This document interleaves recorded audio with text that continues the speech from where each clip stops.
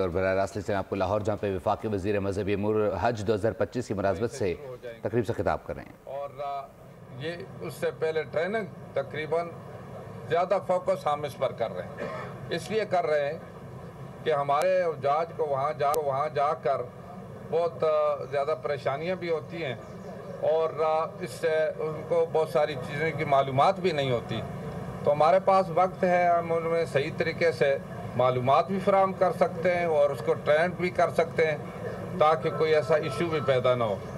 جو سرکاری حج سکیم کے تحت تقریباً 90,000 حاجی جائیں گے اور اس میں ان کے انتظامات آخری مراحل میں ہیں.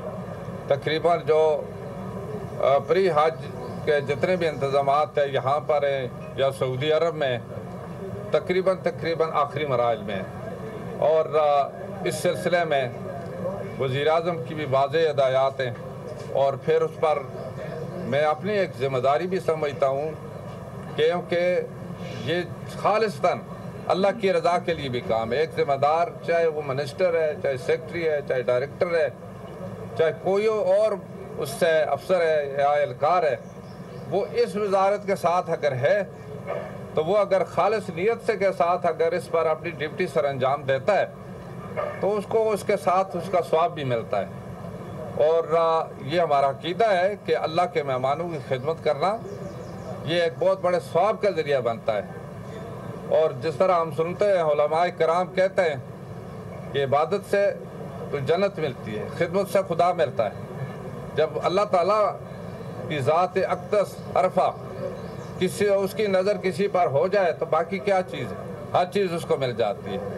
تو یہی وجہ ہے کہ جب میں پہلے بھی تقریباً 2013 سے لے کر 18 تک منسٹر رہا ہوں، اس وقت بھی الحمدللہ ایک خدمت کے جذبے سے کام کیا اور ہم نے اس وقت جو سرکاری حج سکیم تھی اس کے مطابق عام شخص کو یہ ایک موقع فراہم کیا کہ وہ حج کر سکے.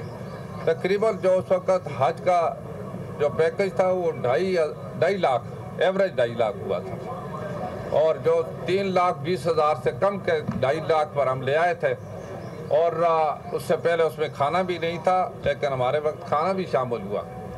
تو اب چونکہ اس وقت انٹرنیشنل سطح پر جو ڈالر کا ریٹ باقی انفلیشن یہ ساری چیزیں شامل کر کے ٹھیک ہے حج جو ہے 10,50,000 تک چلا گیا ہے.